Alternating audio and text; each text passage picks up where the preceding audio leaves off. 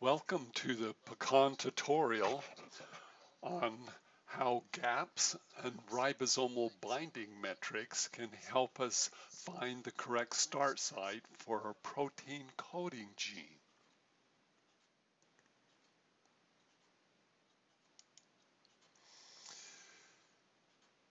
When we look at the different start sites here, we see that not only do we have start and stop and the direction and length, but also a gap, a spacer, z-score, and final score.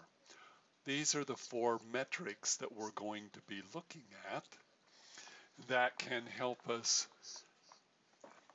discriminate which start site is actually going to probably be a good start site.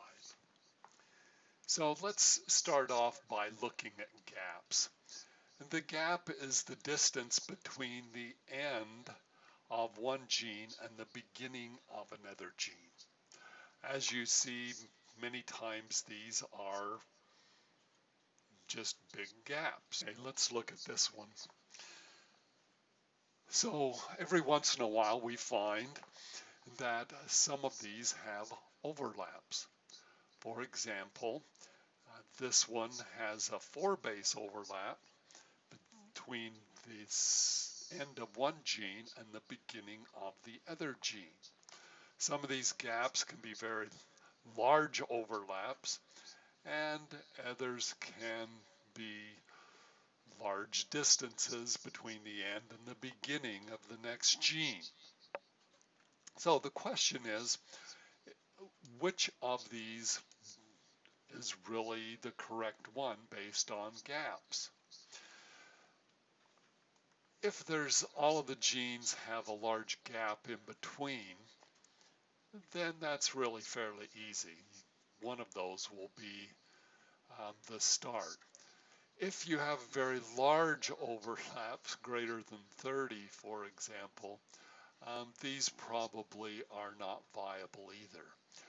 What becomes very interesting is the set of genes that have the stop and the start very close to each other, so where the gap or the overlap may be very, very small. For example, this -4 might be of interest. Let me show you a phenomena related to these types of genes. Let's consider, for example, that a gene is being translated and it comes up and the ribosome is sitting over this part right here, and at the A site is a UGA. This is a stop codon. There's no tRNA usually for this, and so the translation will then terminate here.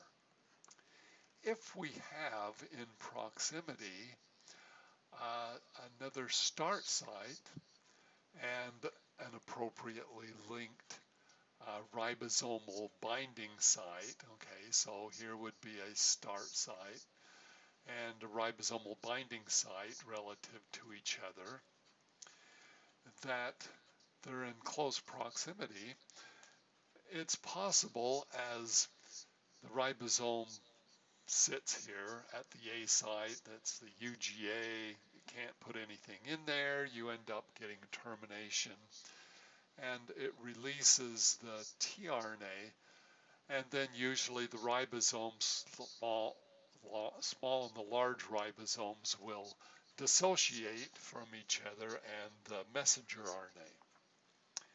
If, for example,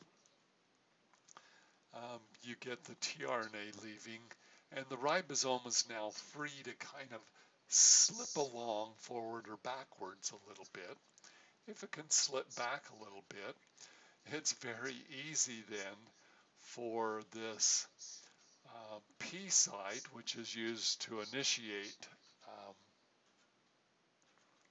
translation, to fall upon an adjacent AUG codon.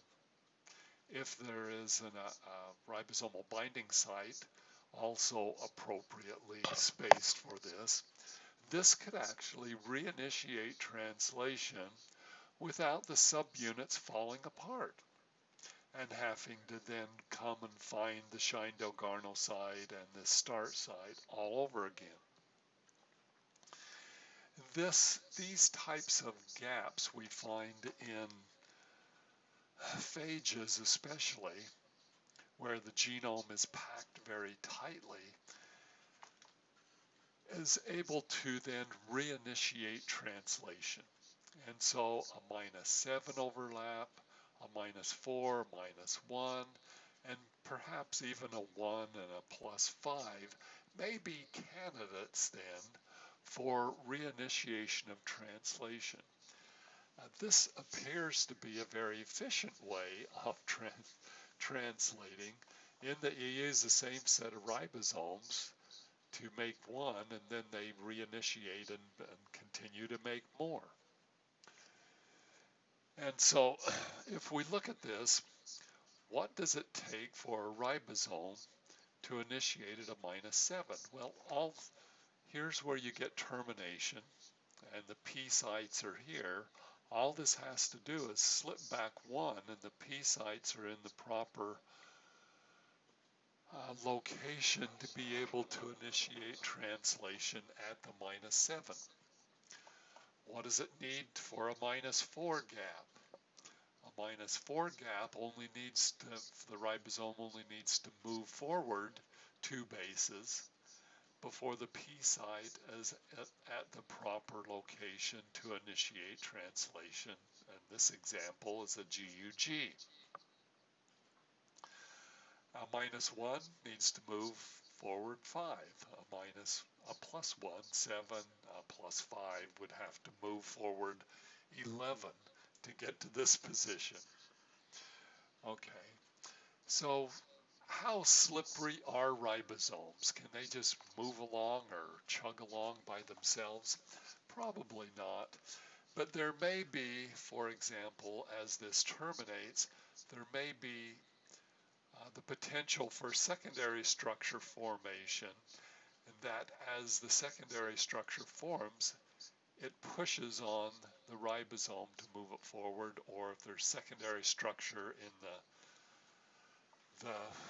messenger RNA, it might push it back a little.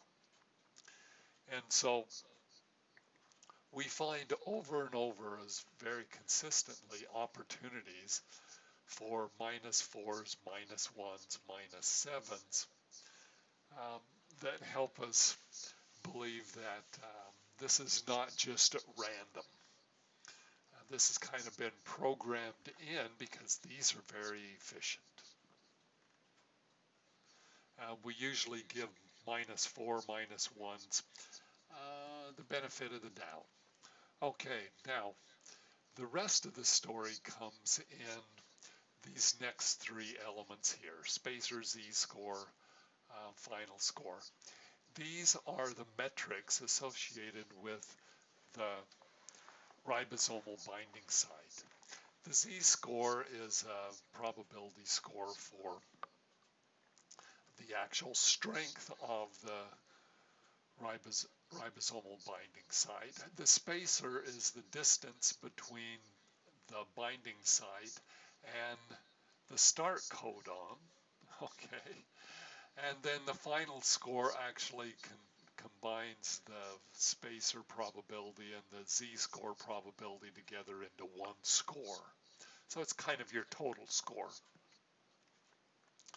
So z-scores usually like to see them greater than 2. If they're greater than 2, they're great. If you see something 1.6, this is okay. Okay, even a 1.5. A 2, that is great. You get z-scores that are around less than 1. Is it possible? Yes, but usually not very compelling. Spacers usually there is a peak. Okay, those that are highest or the most used are the ones that have spacers around 11 or 12. Okay, so this is a great spacer. but between 9 and 12 here is very good. When you start getting down into 6 or you get up to 18, those have a much lower probability or a much lower usage for those lengths. Okay, so the gap and the Shindo-Garno needs to be kind of looked at together here,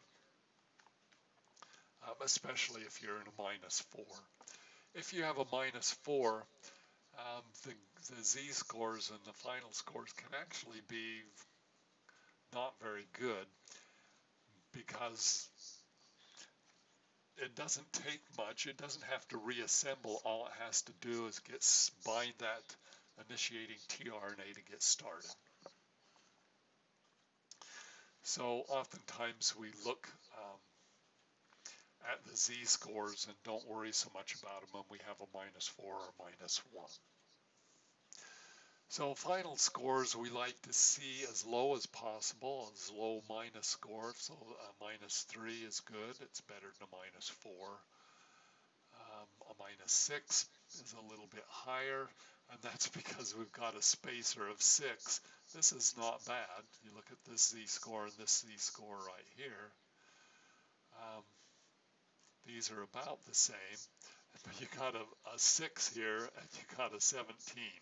Those are at the low end of the spacer spectrum. And that's why the final scores for these two are quite high. Okay, so that gives you kind of an introduction to the gap and the z-scores. You want to look at the final score here. It says the smallest negative number. You'd love to have z-scores that are up around 2 or higher, 1.8, 2, somewhere in there. Stay tuned. Up next, we'll look at gene mark and longest open reading frame and see how they fit into picking the right start site. Thank you.